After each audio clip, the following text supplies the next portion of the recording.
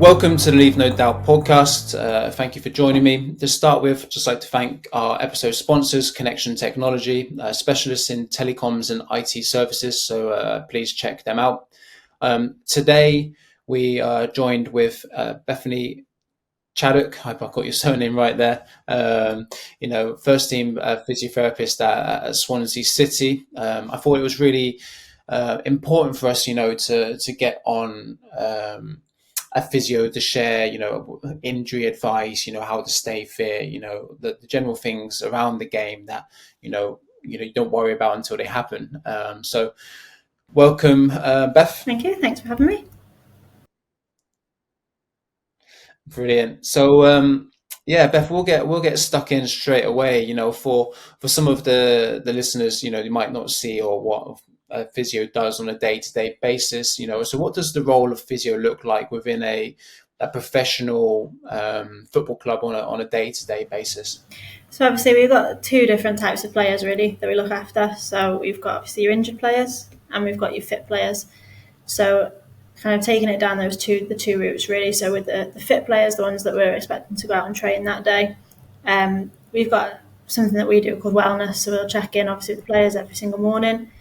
And if there's anything that they're worried about, like hamstring tightness, quad tightness, whatever it may be, fatigue from the day before, they'll usually report that on their wellness so that we've got an idea before they come in. So in terms of those players, that'll be our first point of call with them is checking, is it on one side? Is it both sides? If it's one side, then obviously we'd be a little bit more concerned it might be an injury as opposed to maybe DOMS if it's both sides from a gym session or from training, whatever it may be. Make sure that we then prep them correctly for training. So whether that's they need some soft tissue, they need some activation because they're a little bit weak in those areas, prep them ready for whatever that training session is. So if the S&Cs or the coaches have told us that it's going to be more of a linear kind of high speed day, or if it's maybe a change of direction day, then we'll prep them obviously in that way. Again, if they're fit but they've had previous injuries, then they might need to do some injury prevention work. So to stay on top of things. Typically tends to be things like ankles, hamstrings, anything like that they may need to then extra prep for that specific player based off of their position on the pitch. If we go down the other route of obviously injured players, then we look after them obviously once all the other lads have gone out typically. So that can be anywhere from small injuries, maybe 2-3 days that they've just kind of tweaked something, to the more long-term injuries that you're looking at your 9-month mark, like your ACLs, and anywhere in between really. So those guys pretty much, they report with the same as the team, but they'll obviously do a completely different day. So they'll have treatment, they'll have their strength sessions, whether or not that's S&C based or physio based, depending upon where they are in the rehab. And that tends to typically be how a normal day looks for the physio department. No, that's a really I guess good insight into what that day to day looks like. And I just thinking about, I did have a line of questions I wanted to go down, but just from what you mentioned there straight away, the wellness or that initial check in, for those players, that may not see the benefit, those who have to do it, might not see the benefit of why they're doing it, or players who might be a club that don't do a wellness. What's the purpose and what's the benefits of that, that process? I think first and foremost, it's a self check-in for the players. So when they first get out of bed, obviously we know any inflammatory cycle, any inflammatory reaction, that first thing in the morning, you're going to get stiffness. So when they're first waking up, it almost gives them like an idea that they need to get up and think first thing as soon as they get out of bed, right, how am I feeling today? Am I tired? Am I fresh? Is there any areas of specific soreness that I need to be aware of? I mean, that's something that you can do even if you don't have a physiotherapy department at your club. You can do that personally. Just wake up, have a little bit of a feel how you are. Is there any areas that are specifically standing out to you? Is your Achilles a little bit sore? Is your quad a bit sore? Like whatever it may be. Right, okay, why is it sore then? You're trying to rationalise it. So that's what we would then do. We would then take that information. If we're getting 5 players reporting hamstring tightness, then we might be like, okay, they had a big day yesterday, we'll look at the GPS metrics, does it match up? But if we're only getting 1 that's coming back with maybe a little bit of quad tightness or something, then that's a bit more of a red flag of, okay, what what is it that specific player's done or is carrying or is changing in order for that area to be sore. But I think it's for the players really initially to think, right, am I 100% fit? Am I good to go as I am? Or is there something I need to go and speak to somebody about to get myself prepped, ready for the session, for what I'm going to do? And I guess as a player, you're the only one who really knows yourself, right? So you're the only one that really knows what you're feeling like in the morning. Was that normal? To what you've been doing, or and if you're not, I guess if you're not thinking about that in the morning, if you don't have access to a wellness or physiotherapy department, or you're not communicating that to your physiotherapy department, then you might actually be missing, like you said, a red flag or something that could go on to become something. Yeah, a lot of the time, the stuff that we pick up on wellness is simple stuff. Simple stuff. It's not going to be like your major injuries. Most of the time, you'll know when you've done them, but that doesn't mean that it's not a precursor for something further down the line. Yeah, no, definitely. I think one thing I wanted to touch on, like, straight away, and just get that, that introduction into the game of football, and where it is, and is the demands on players. So you work in the championship, notoriously a very demanding league. Obviously, there's a lot of training, there's a lot of games, there's a lot of. So what are you seeing in terms of the actual demands on players, and how it may be affecting them?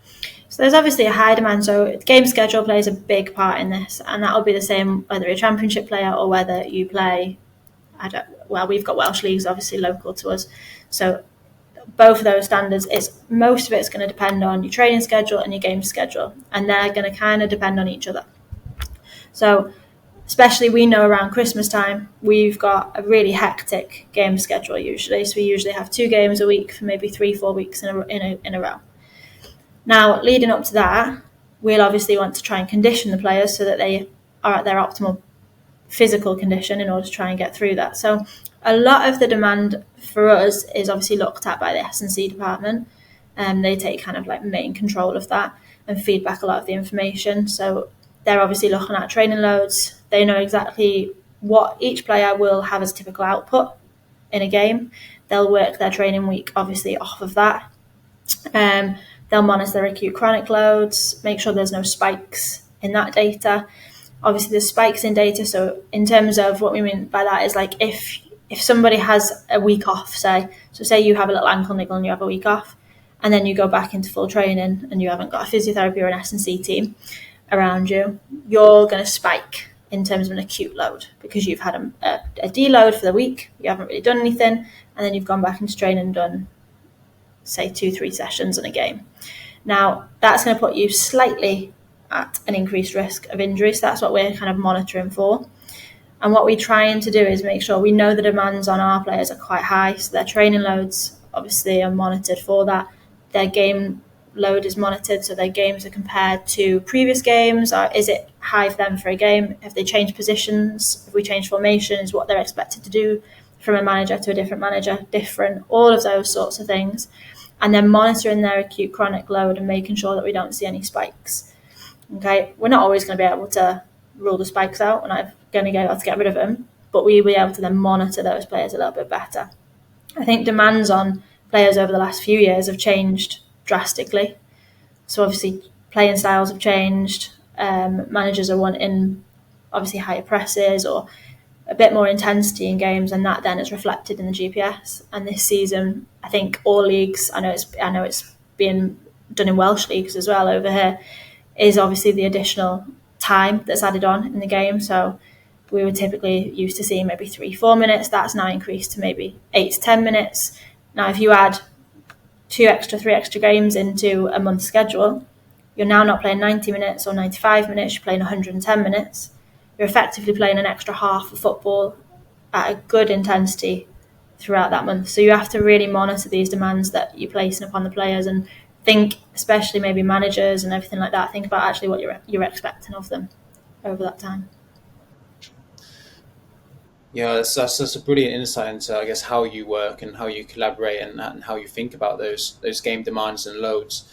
If I was a player and I maybe don't have access to that kind of support, you spoke about periods where you've had time off to then periods going back into training and monitoring or ensuring that you're not spiking as much. Is there any rules of thumb or advice you can give for those players to go, like how they can help manage themselves back in from low periods to high periods or within high periods? Yeah, I think obviously common sense approach. If you've had a longer period out, then you're going to need a longer period of reintegration. If you had a shorter period, then you may be all right to go majoritively back in. If you've only had a week off, um, say you've had a little niggle, say it's an adductor injury, and you've been able to do straight line things and carried on your running load, then you're not going to have as much of a problem as, say, someone who's had a broken leg, been out for 6, 7, 8 weeks, hasn't been able to load the muscles. So I think it's just a case of using what's at your disposal. So things like Apple Watches, things like that are really good. You can track how much you're doing in terms of distance. I know they're not exactly the same as GPS. They're not going to give you all the data, but if you build consistently over time, back in from, say, a long-term injury, you'll be able to see obviously what's happening with your heart rate. You'll be able to see your distance that you're covering each week. Jot it down. Keep a note of it. Keep a note of like what you've done, any issues you've had that week. Again, that wellness thing kind of comes into it again in the morning. If you write down what you've done in your session, say you've done like a 5k run or whatever, you've done a little bit of ball work on the field, feeling all right. The next morning, that injury was a little bit sore or it was a little bit achy. Then you're kind of doing what we're doing in this environment. If you're doing it yourself, it's quite simple to do in a very simple way. If you have a reaction to anything as you're starting to try and phase yourself back in, take a step back, go back to the last session that didn't have a flare or didn't cause some sort of reaction, redo that session, ensure that's still okay, that's still not giving you any reactions, and then progress back to that session again. It might be that you can redo, if there's a mild reaction, you might be able to redo that session a few days later and you've settled off and it's fine. It may be that you need to find a midpoint between those two sessions. Have you over-egged? Have you done loads more change of direction stuff? Have you put the cones out and gone around the cones loads with the balls and it's really aggravated something? Or have you just jumped the distance too much? How much total volume you're doing? It's very, very simple if you keep on top and you keep track of it. If you don't keep track of it, then you've got no way of knowing what it was that you've maybe changed or done that may have caused that flare. But as long as you kind of integrate slowly, if you've had a long term and you have no problems, then you should be all right to keep going. Just keep an eye on, again, that you don't then go, okay, I'm fine, I've done one training session, I'm good to play 90 minutes. After maybe an 8-week hiatus, that might not be the best decision. Obviously, build your game time. Games are a lot more intense than training. Make sure you can get through training first, a more intense drilling training, things like that, and then build your game minutes from there if you're looking at a longer term thing. Welcome to the Leave No Doubt podcast. I'm so excited to welcome our new sponsors, Connection Technologies, a market leader in business-to-business tools ranging from business mobile, hosted telephony, and fixed line services. Head over to their website at www.connection-technologies.co.uk, fill in their inquiry web form and find out how Connection Technologies can support your business moving forward.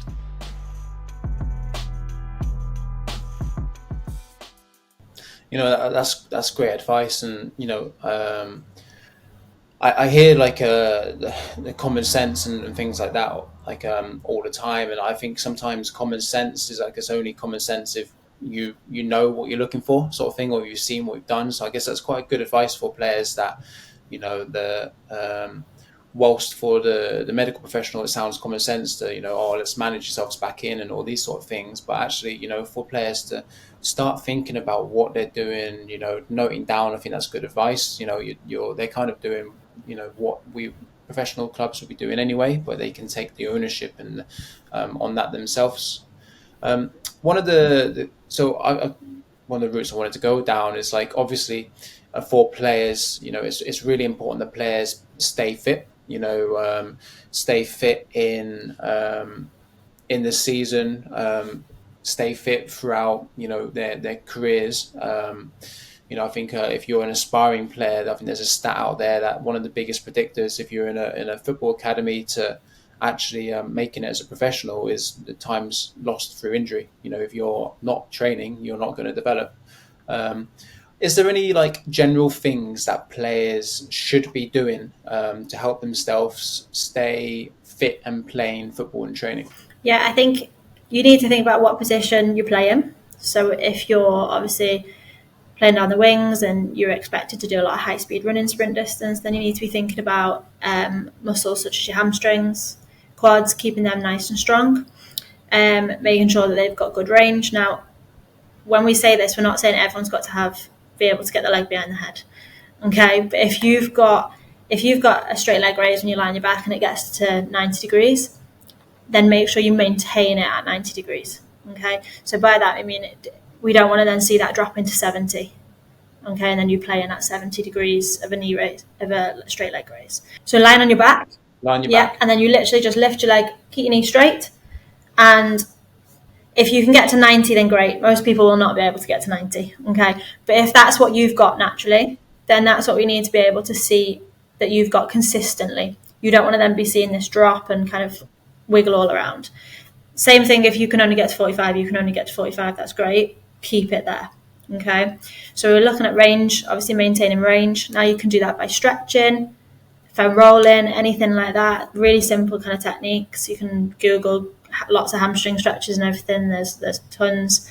The main thing then as well is strength through that range. So whatever range you have available, you need to make sure that you can control that range that you've got. So make sure that you're working hamstring strength throughout the whole of that range. You can't just work mid-range and expect the hamstrings to be good and for you to be doing injury prevention, shall we say, because you're preventing injury in the range you're working in. So make sure that you do everything. So things like RDLs, where you work through range from the hip, knee flexion, so kind of like a knee hamstring curl, where you're working range through from the knee position. Things like that, they're all going to help. So you want to be able to maintain strength. You want to be able to maintain your range of movement. You also want to obviously work on your patterning, so your muscular patterning. So things like prep before you go out to train.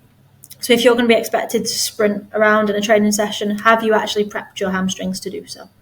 So have you done the movement patterning? Have you done what we call A skips, B skips, which look at the movement patterning that you're going to be using in sprint mechanics? So again, you can Google that. You can have a look at sprint mechanic drills, things like that. They don't take very long. They're a really good injury prevention mechanism to warm up. So if you're doing anything linear, if you're in a linear position, I'd recommend doing that. In terms of if you're looking a bit more midfield and you've got a lot more change of direction, then it's going to be a lot more glutes and adductor focus. Don't get me wrong, you're still going to obviously run around, you're still going to use your hamstrings and your quads, but a lot more of that focus is going to be around the glutes and the adductors. So again, there's that looking at range, exactly the same idea, principle. So range of adductors, so when you stand or when you let your leg drop out to the side, how much range have you got? And again, working through range. So Copenhagen's, so like when you put one foot on the bench and then you lift your body up to try and hold with your top leg.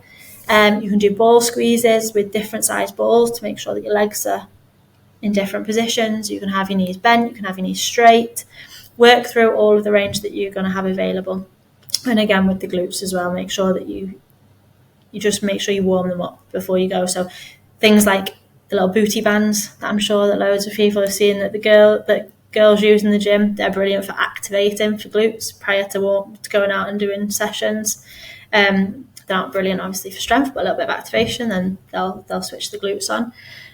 So just think about your positioning. So goalkeepers, plyometrics, they're going to be jumping, stop starting.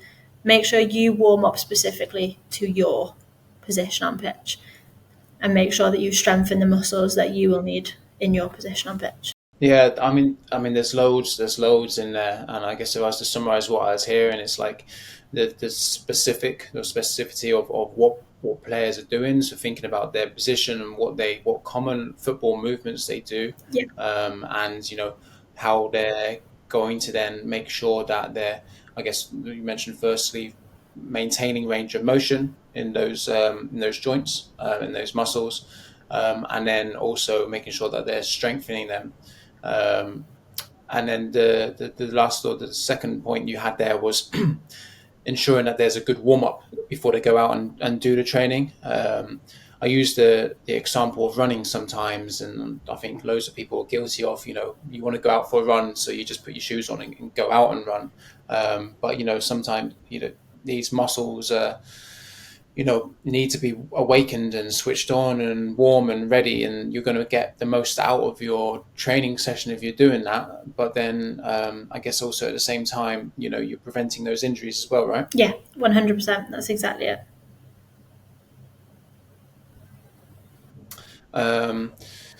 So yeah, I think there's loads of advice in there. You spoke about the mobility and the strengthening. How often should players be looking at doing that within a week? Depends again on how much you're training. So obviously in the professional environment or the elite environment, they do that quite regularly. For anyone who's training maybe twice a week, playing once a week, training once a week, playing once a week, after games is probably the best time to do it when your muscles are nice and warm. It'll help get out the lactic acid, it'll help with recovery, everything like that.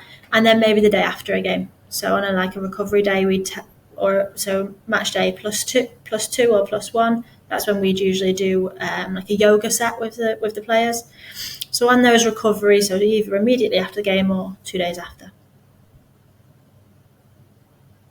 Okay, so the mobility and the strength work. So football, obviously we spoke about the specific nature of it. Is there any common injuries that we see in football? What's the most common ones you get in football? Yeah, so non-contact injury-wise, we tend to see a lot of the soft tissues. So hamstrings, we see a lot of. We see a lot of ankles. They're the two main ones. Groins, again, we see a lot of, probably not as much as the hamstrings and the ankles. And then it's more the other injuries that we tend to see are more contact-based. So you can get ankle ligament injuries from contact. Dead legs, for the soft tissues, they can be exceptionally painful for players and can stiffen up really quick. And then obviously knee ligament injuries, things like that. Obviously in football, a lot of the stuff that we tend to see is lower limb. So hips, knees, ankles, probably knees and ankles, the majority in terms of joints, and then obviously all the muscle structures around there. So you spoke about obviously the two different types, contact and non-contact or soft tissue injuries. Just so we're making sure we're getting it right. Contact injuries are ones where you take a kick, right? They're ones where there's actually, there's a component of it just happening in the game. And then the soft tissue injuries are ones where, players aren't around and you might be running around and it happens, or you change direction and it happens. Yeah, so contact injuries, obviously contact with another player. So either they've collided, they've kicked, tackled, anything like that where the direct contact has caused the injury, running into the goalposts, it could be anything. Whereas a non-contact is typically the player, it's the mechanics usually that have caused the injury. So either you're running or you're changing direction. There's no other player involved typically in that. And just going into those contact injuries a little bit more, other than obviously the big ones where you've had a contact and you've broken a leg, or you've caused some serious damage there. You spoke of football. We talk about knocks all the time, don't we? Or dead legs or bruises or things like that. What should players be doing if they get that in a game, after the game, and they've had a knock to the thigh or something, or the ankle, or what should they be doing? So immediate management is ice. So ice and compression. So you do want a little bit of swelling, which sounds really weird, but you do want a little bit of swelling because swelling is going to bring obviously white blood cells to the area, everything to help heal the damaged tissue. So even though when we talk about a dead leg and we talk about contact, we talk about damage to the tissue. Now that's not a tear. It's not a tear that you'd think of as when you're running and you tear a muscle, but it does cause damage to the fibres. So you are still going to get a similar reaction. So you want a little bit, but you want to try and keep that manageable and under control. So ice, compression, elevation, all of the stuff that obviously you do for your knocks. Now, a dead leg in particular can be really sore. They can be really quite tight. You have to be careful. Obviously, there can be, in certain cases, there can be problems ongoing from dead legs. If you're in a lot of pain, then you need to go and seek medical advice for it. If it's just a typical dead leg that you kind of get up afterwards, you sat in the changing rooms for 10 minutes, the team talk afterwards, and you think, oh, that's getting a bit stiff. Get ice on straight away. Don't get in a boiling hot shower. Try and keep the heat to a minimum. Don't stretch it, even though it feels like it probably needs to be stretched, okay, because you could damage further the tissue structures underneath there. Ice, compression, elevation. You can walk around, you can kind of go on a walk. Don't go and do anything like a heavy quad-based gym session in the first 48 hours, because that's typically when you're going to see the biggest bleed from the impact. So try and keep everything to a minimal loading period over that 48 hours afterwards. Yeah, so you mentioned ice there. So how long would you ice for, and how often would you do it for? So we typically say 15 minutes. So 15 minutes every hour to 2 hours. Allow, obviously, the numbness to settle and then back onto the ice. Don't ice for over 20 minutes. You can cause more blood flow to the area rather than less. So literally keep it 15 minutes. 20 minutes and over, you can cause too much blood flow to the area. So stay safe with 15. Brilliant. And that's across the 48 hours straight after, immediately after? Yeah, so you're typically bleeding about 48 to 72 hours. Obviously, it depends on the size of the impact. If it's a smaller impact, then that might subside a little bit quicker. If it's a larger impact, then I'd do it on the 72 hours. If it's a smaller impact, then I'd look at the 48 hours. One thing you hear a lot of the time is acute or chronic injuries. So I guess acute injury is something where there's been an actual, a moment where it's kind of suddenly come on, and chronic injury is something that builds over time. Is that the difference? And what should we be looking for, I guess, for those chronic injuries? Yeah, so exactly right. So an acute injury is typically a new injury. So something that's happened within the last maybe week or so. You can pinpoint a specific onset for it, exactly how it's happened or exactly how it's come on or when it came on. Chronic injuries tend to be something that grumbles a little bit in the background first. We tend to typically see these more as tendinopathies. So people say they've got a little bit of a grumbly Achilles, it's a bit stiff, it's a bit sore, a bit achy. Once they get going and warm, it's fine, and then it gets achy afterwards. Again, you can get them in the patella, in the knee. So they're typically what we tend to see the majority of the time with these chronic injuries. Now, the difference being is obviously how you treat them. So an acute injury is obviously going to be going through the swelling, the initial swelling period. So obviously we go back to what we just spoke about in terms of ice, compression, elevation, make sure that we reduce the swelling in the initial instance. With your chronic injuries, they tend to be a little bit harder to treat, especially obviously on your own. You need to look at the underlying cause. So usually, typically with the chronic injuries, there's something that's causing these to set off. So is that a lack of strength somewhere? Is it that the tendon can't take the load that's being put through it? Now, they're a lot more difficult to manage and a lot more difficult to get under control than your acute injuries.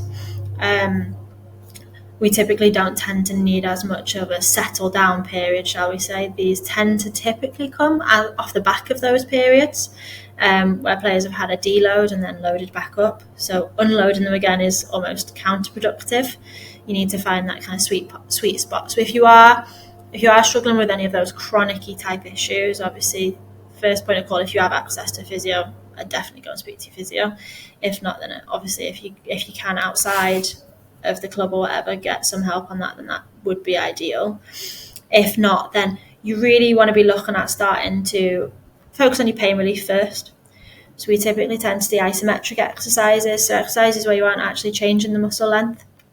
You're just working at the mid-range for that muscle, and producing strength. They actually have a pain relief part to them, so they can help with pain relief. They also help with the load on that part of the body. And then obviously from there, then we'd start looking at eccentrics, so where you're actually taking load and the tendon is elongating as you're doing it. So things like dropping down off a step for the Achilles, single leg drops, things like that. They take a lot longer typically to settle down. And again, you do want to still use your ice, your anti-inflams, everything like that, but you don't need them for the same reason. It's more of a pain relief, as opposed to kind of reducing swelling that's settling into that area. And one you hear about a lot of time, and I guess for youth players, is the I hope I get this right, the osteoarthritis, the knee pain, or shin splints. Um, you know, what is there anything specific young players and can be doing to offset this or stop this from happening, or if it has started to happen, what should they be trying to do?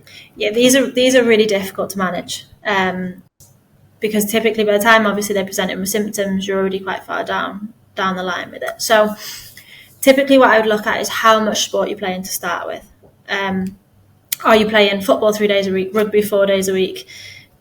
Are you out every night doing anything? Is there anything that you can give? Can you give one night maybe for a little bit just to help settle it down? So again, we're looking at that load. So how much are you actually putting through your body consistently week on week?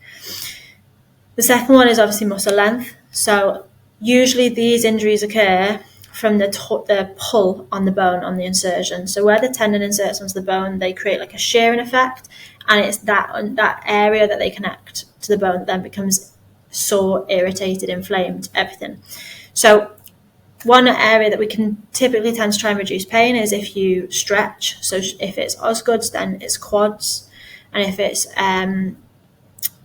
Achilles, so Sever's disease in younger athletes, then it's calves. So quad stretches, calf stretches. Anybody at home, if they can just do like a nice little massage, that doesn't need to be anything. It's really, really simple. So even just a little bit of heat to the quad, and then just literally nothing pressurized, just a nice flush, just to try and warm up the muscle before they stretch. That sometimes can give them a little bit of extra range of movement when they're stretching.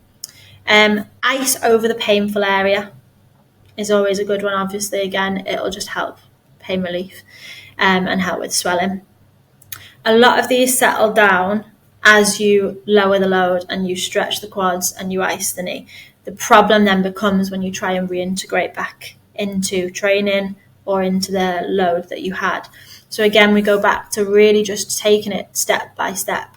So rather than maybe going from nothing to everything, if you've had to cut everything out because it's so sore, integrate one training session back in on the first week. How does it respond? Right, okay, if it's good, integrate maybe two at the opposite ends of the week, so that you've got a nice rest period in between, and then shorten that rest period down as you go, but make sure that you don't flare at any point. So if your symptoms come back, right, okay, you've pushed it too far, take yourself again a step back, allow your body to settle at the load it's happy with, and then build back through again.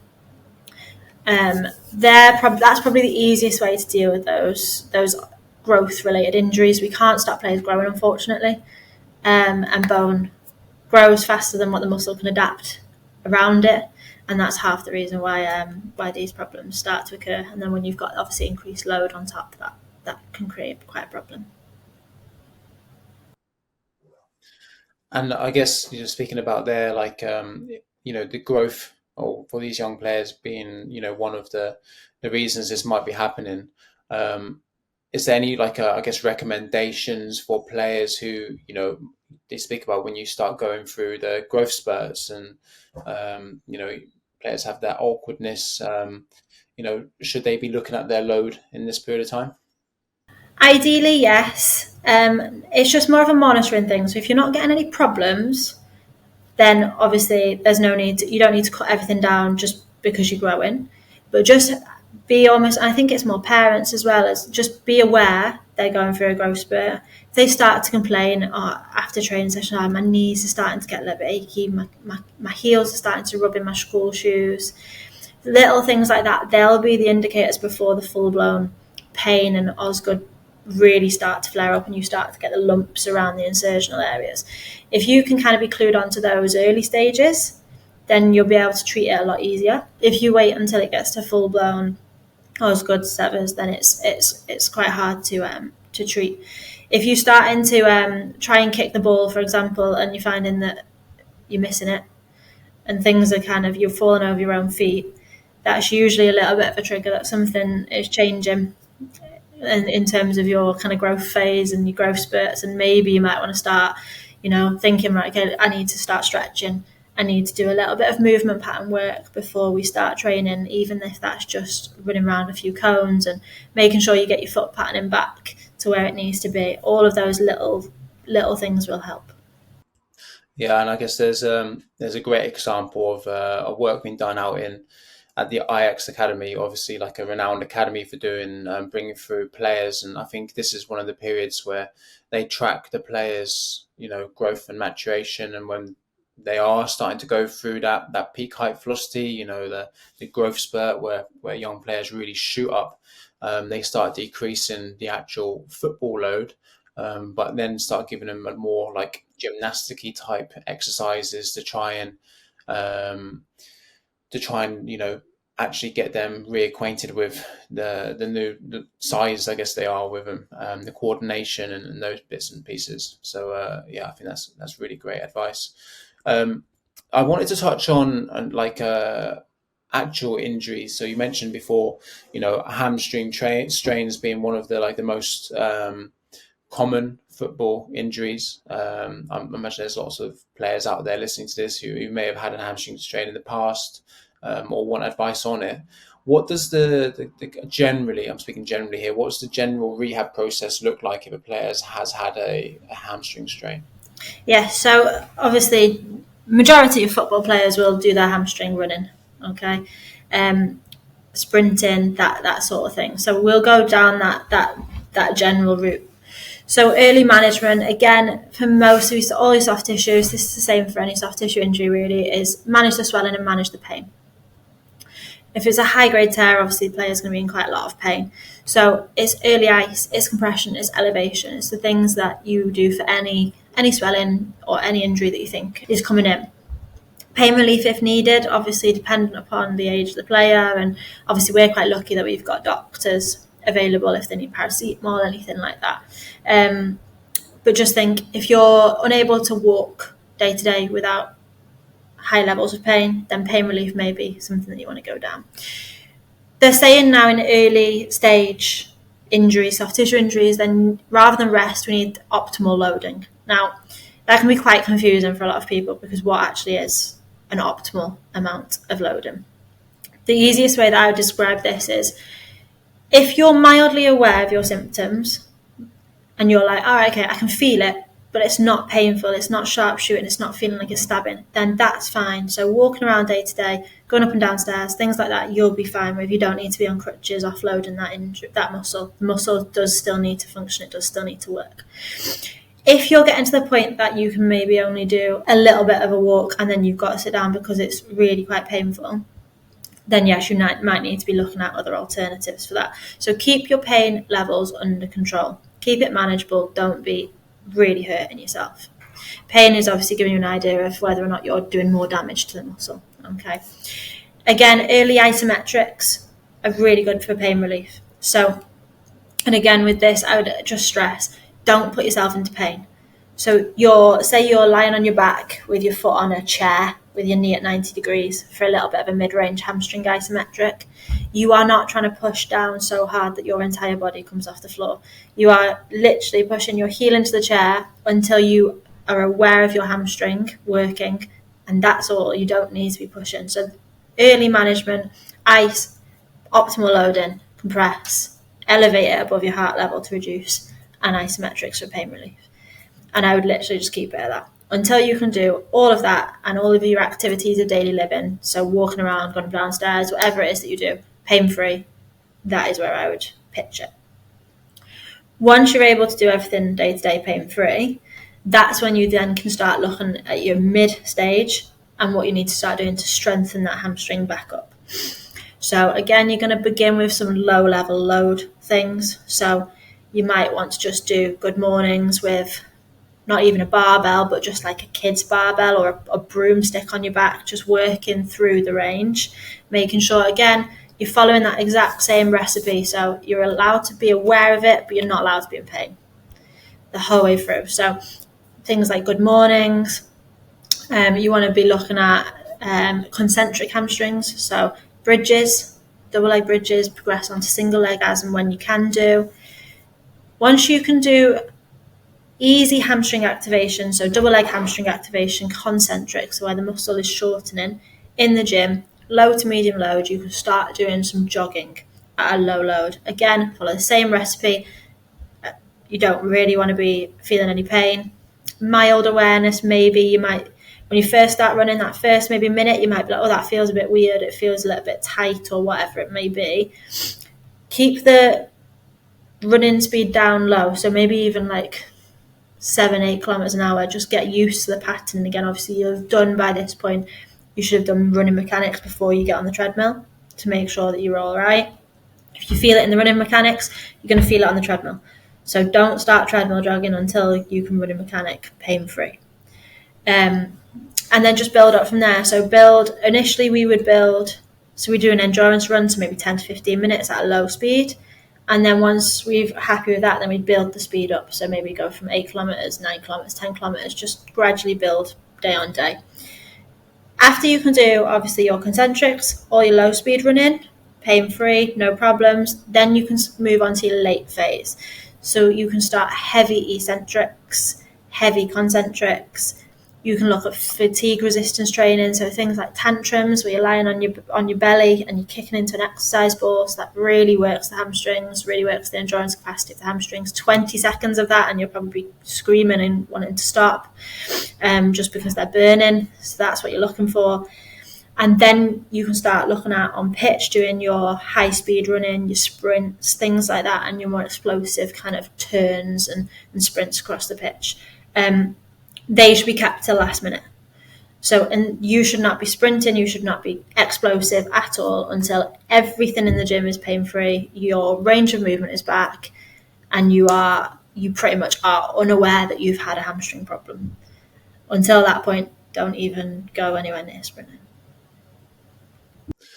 Yeah, brilliant. I guess that's quite comprehensive, and I think there's probably you spoke about a lot of detail within there, but there's the themes isn't there, of that early management, and what players should be starting to do, and then that middle management, the concentrics, the lower level running speeds, that is, and then your late stage where you're looking at your heavier lifting, your eccentric work, your capacity based work, and then finally going back to what the mechanism of the injury probably was, and sprinting, and building up towards that before you even, I guess, consider going back into training.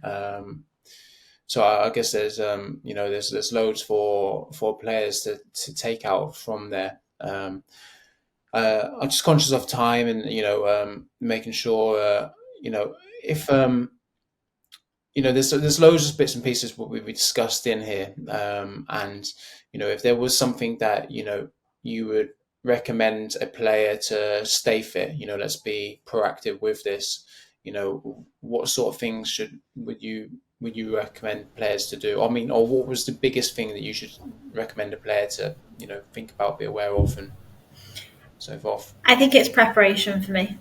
So you wouldn't go sign up for a marathon and then expect to just turn up on the day and do it. It's just not going to happen. And I think you need to think of a football match exactly the same way. You can't not do anything throughout the week in training or whatever it is and then turn up on the game and expect to play your best.